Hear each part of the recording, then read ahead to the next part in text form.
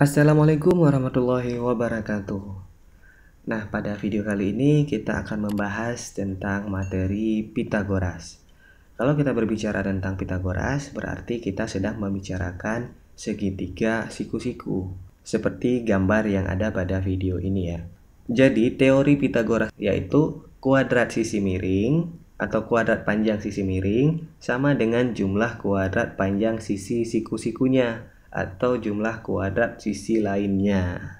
Jadi, dikatakan di teori tersebut, jika kuadrat dari panjang sisi miringnya, yaitu kalau di gambar ini adalah AC, nah, itu sama dengan jumlah kuadrat sisi-sisi siku-siku atau sisi-sisi lainnya. Berarti AC kalau dikuadratkan, dia sama dengan BC kuadrat ditambah dengan AB kuadrat. Nah, seperti itu. Jadi bisa kita tulis seperti ini. Nah, inilah rumus dari Pitagoras tersebut. Nah, teori ini kalau kita tulis dalam bentuk matematikanya seperti ini. AC kuadrat yaitu sisi miringnya sama dengan jumlah dari panjang siku-sikunya dikuadratkan. Nah, seperti ini ya. Atau cara gampangnya biar lebih mudah diingat ya. Nah, AC ini kan yang paling panjang ya. Sisi miring itu adalah sisi yang paling panjang. Nah, kalau di sini sisi miringnya AC berarti AC paling panjang. Nah, kedua yang paling panjang BC, yang paling pendek AB. Jadi kalau ditanya yang paling panjang, otomatis yang panjang kedua ditambah dengan yang paling pendek biar menghasilkan yang paling panjang. Ya kan? Nah, berarti AC kuadrat sama dengan AB kuadrat ditambah BC kuadrat.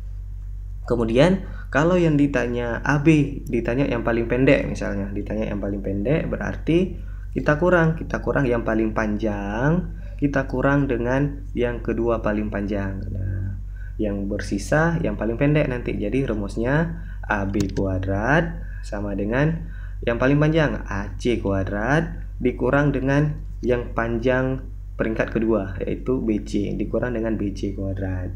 Nah, kemudian kalau yang ditanya BC yang paling panjang kedua ya, berarti BC kuadrat sama dengan yang paling panjang AC kuadrat dikurang dengan yang paling pendek biar bersisa yang kedua paling panjang. Nah, berarti BC kuadrat sama dengan AC kuadrat. Nah, yang paling panjang kita kurang dengan yang paling pendek. Nah, seperti itu cara mengingatnya.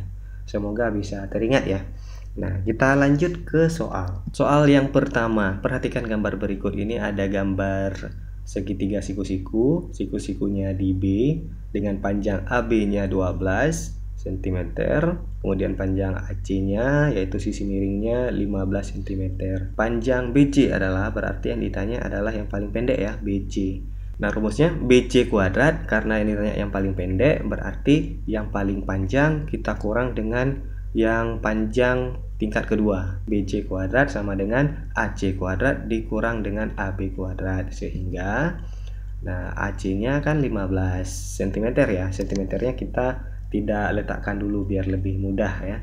Nah, kemudian 15 kuadrat dikurang dengan AB kuadrat. AB itu panjangnya 12 cm ya. Berarti kita ganti aja jadi 12. Sekarang tinggal kita kuadratkan saja. 15 kuadrat berarti 15 dikali 15 itu hasilnya 225 dikurang dengan 12 kuadrat itu 12 kali 12 hasilnya 144 ya. Nah, jadi tinggal kita kurang saja menghasilkan 81. Nah, kita perlunya bukan BC kuadrat ya, tapi kita perlunya BC-nya saja. Berarti BC sama dengan akar dari 81. Nah, akar dari 81 apa? 9. Jadi jawabannya adalah 9 cm untuk panjang BC. Jadi jawabannya yang D ya. Kita lanjut ke soal berikutnya. Nomor 2. Manakah di antara kelompok 3 bilangan berikut yang merupakan triple Pitagoras? Nah, di sini tidak dinampakkan gambarnya, tapi cuman diberikan bilangan-bilangan. Nah, 3 bilangan. Nah, disuruh tentukan sama kita yang manakah dari bilangan-bilangan ini yang termasuk triple Pitagoras. Jadi kalau dari sini kita bisa langsung menggunakan rumus. Nah, seperti ini. Kita harus mencoba semuanya. Tadi kan di teorema Pitagoras itu disebutkan bahwa kuadrat sisi miring sama dengan jumlah kuadrat sisi-sisi lainnya, di mana sisi miring itu adalah yang paling panjang. Nah, seperti yang kita bicarakan tadi. Nah, sisi miring itu adalah sisi yang paling panjang.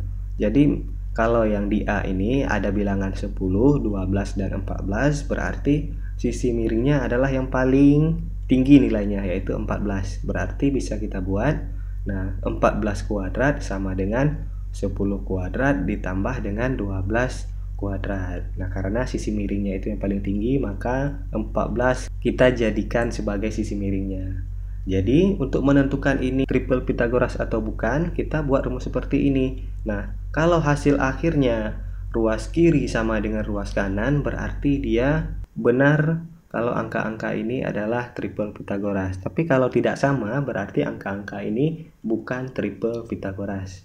Seperti yang A, kita sudah cari ya, 14 kuadrat sama dengan 196, 10 kuadrat 100, 12 kuadrat itu 144. Ketika kita jumlahkan, kita lihat hasil akhirnya, ruas kiri dengan ruas kanan berbeda. Berarti yang A bukan triple Pitagoras. Kita cari yang B. Nah, ini karena 13 yang paling tinggi, berarti 13 adalah sisi miringnya. 13 kuadrat sama dengan jumlah sisi-sisi lainnya dikuadratkan.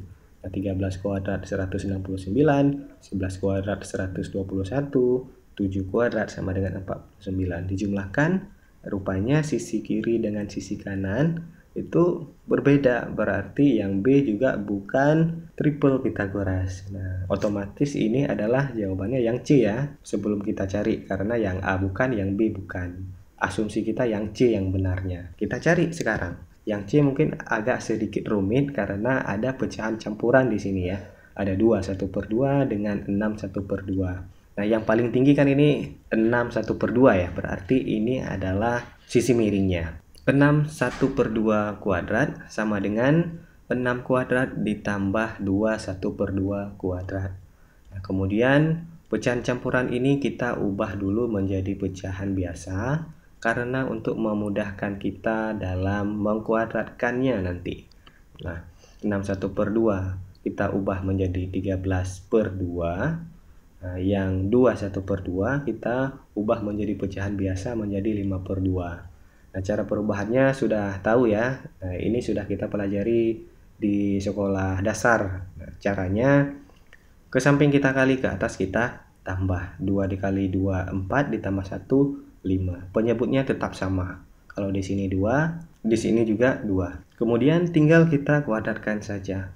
Kalau pecahan seperti ini, cara mengkuadratkannya kita kuadratkan semua. 13 kita kuadratkan, 2 juga kita kuadratkan. 13 pangkat 2 itu hasilnya 169, 2 pangkat 2 itu hasilnya 4. Kemudian 6 kuadrat ini sebenarnya 36 ya. Nah, jadi kenapa kita rubah menjadi 144/4? Nah, karena angka-angka lainnya atau bilangan-bilangan yang lainnya itu penyebutnya 4. Nah, otomatis biar bisa kita jumlahkan, kita harus rubah 36 ini menjadi pecahan juga yang mempunyai penyebutnya 4. Nah, jadi caranya 6 kuadrat kan 36. Kemudian 36 itu kita kalikan dengan 4. Kita kalikan dengan 4, hasilnya 144. Nah, kalau sudah kita kalikan dengan 4, kita bagikan dengan 4, otomatis hasilnya kembali menjadi 36 kan? Jadi 144 dibagi 4 itu hasilnya 36, tidak merubah nilainya. Kemudian yang 5/2 juga kita kuadratkan, 5 pangkat 2 25, 2 pangkat 2 4. Kemudian tinggal kita jumlahkan saja, 144 ditambah 25 itu hasilnya 169. Penyebutnya jangan ditambah ya, karena penjumlahan pecahan itu penyebutnya tidak kita tambah, tapi penyebutnya itu harus sama. 4 hasilnya juga 4. Jadi bisa dilihat yang C setelah kita cari ruas kiri dengan ruas kanan sama, berarti yang C adalah triple Pitagoras. Angka-angka ini adalah angka-angka dari Pitagoras. Oke, paham ya? Kita lanjut ke soal berikutnya. Soal berikutnya, perhatikan segitiga ABC berikut ini. panjang BD 4 cm, panjang AD 8 cm, dan CD 16 cm. Yang A, tentukan panjang AC, B, tentukan panjang AB, yang C, apakah segitiga ABC adalah segitiga siku-siku? Jelaskan. Nah, kita jawab satu-satu dulu. Kita jawab yang A terlebih dahulu. Nah, jadi menghitung panjang AC, nah kita perhatikan segitiga ACD. AC. Nah, berarti kita perhatikan segitiga ACD. Nah, segitiga yang di sebelah kiri ini. Nah, jadi di sini sudah dibuat tanda siku-siku ya. Berarti sebelah sini juga tanda siku-siku. Jadi langsung saja AC kuadrat, karena ini adalah sisi miringnya. Berarti AC kuadrat sama dengan jumlah sisi-sisi lainnya. AC kuadrat sama dengan CD kuadrat ditambah dengan AD kuadrat. Ini ada kesalahan dalam penulisan ya. Ini CD kuadrat ditambah dengan AD ya. Nah, AD. Jadi AC kuadrat, CD kuadrat 16 ya. 16 dikuadratkan, kemudian ditambah dengan AD. Nah, AD-nya 8 kuadrat. Nah, 16 kuadrat itu hasilnya 256, 8 kuadrat itu hasilnya 64, dijumlahkan hasilnya 320. Kemudian ini kan AC kuadrat, yang diminta adalah AC-nya saja. Ini juga ada kesalahan pengetikan. Sebenarnya kalau sudah diakarkan, dia pangkat 2-nya hilang, pangkatnya hilang. Jadi AC sama dengan akar dari 320. Nah, 320 ini kita akarkan, kita sederhanakan. Sehingga AC sama dengan 8 akar 5. Ini juga ada kesalahan pengetikan ya. Sebenarnya ini bukan BC tapi AC ya. Bagaimana cara merubah akar 320 menjadi 8 akar 5? Itu caranya seperti ini. Jadi kita cari perkalian yang menghasilkan 320, tapi syaratnya salah satu dari angka itu bisa kita akarkan. Nah, contohnya seperti ini, 64 dikali 5. 64 itu kan kalau diakarkan menjadi 8 ya. Nah, jadi langsung saja. Nah, 64 itu kita akarkan 8, akar 5 tetap akar 5, sehingga hasilnya 8 akar 5. Seperti itu caranya. Oke, untuk menjawab yang B, itu kita perhatikan segitiga dari ADB. ADB, segitiga yang di sebelah kanan ya, karena yang ditanya adalah panjang AB, panjang AB ini. Nah, AB ini kalau kita perhatikan segitiga ADB, AB ini adalah sisi miringnya ya, sehingga sisi miring kita kuadratkan itu sama dengan jumlah sisi-sisi lainnya kita kuadratkan. Nah, jadi bisa kita tulis AB kuadrat sama dengan BD kuadrat ditambah AD kuadrat, tambah AD kuadrat. Nah, sehingga BD itu 4 cm. Nah, kita kuadratkan, AD 8 cm, kita kuadratkan juga. Nah, 4 kuadrat itu 4 kali 4, 16. 8 kuadrat, 8 kali 8, 64. Kita jumlahkan, 16 ditambah 64. Itu hasilnya 80. Karena yang kita butuhkan AB-nya saja, berarti AB sama dengan akar dari 80 ya. Akar dari 80 itu 4 akar 5. Kita cari yang C, kita perhatikan segitiga BAC. Nah, BAC. Nah, berarti siku-sikunya di A. Jika dikatakan segitiga BAC, berarti dia siku-sikunya atau sudutnya berada di huruf yang di tengah ini, A. Disuruh buktikan sama kita, apakah segitiga ABC ini atau BAC ini adalah segitiga siku-siku. Nah, cara membuktikannya, nah kita pakai rumus Pitagoras. Nah, seperti ini.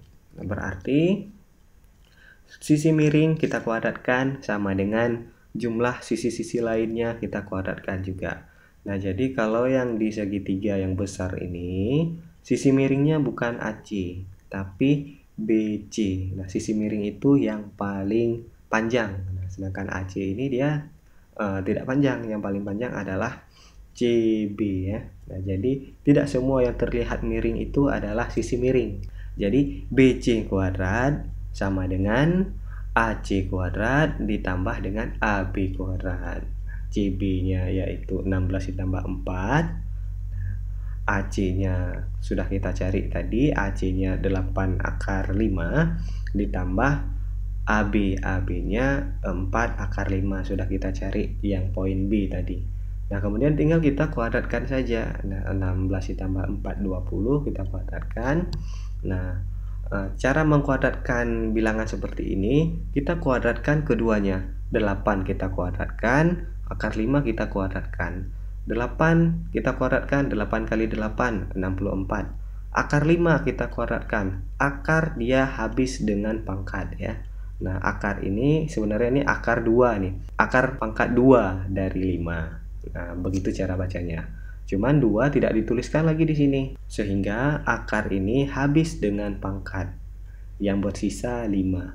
Begitupun dengan 4 kita kuadratkan menjadi 16. Akar 5 habis dengan pangkat 2, sehingga bersisa cuma angka 5 saja. Nah, kemudian kita kuadratkan yang 20. 20 kali 20 400. Kemudian 64 dikali 5 320. 16 dikali 5 itu 80. Kita jumlahkan hasilnya 400.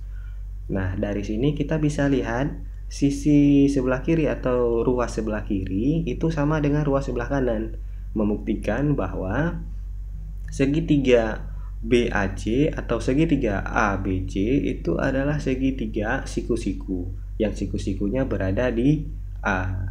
Nah, jadi terjawab sudah, tinggal kita buat kesimpulannya saja. Karena kuadrat sisi miring sama dengan jumlah sisi-sisi lainnya, maka segitiga BAC atau segitiga ABC ya kalau dikatakan di sini, nah, maka segitiga BAC adalah segitiga siku-siku. Nah, selesai. Semoga paham. Kalau belum paham bisa diulang lagi videonya. Baiklah, hanya sampai di sini dulu perjumpaan kita pada video kali ini. Kita akan bertemu lagi di video yang akan datang. Saya ucapkan assalamualaikum warahmatullahi wabarakatuh.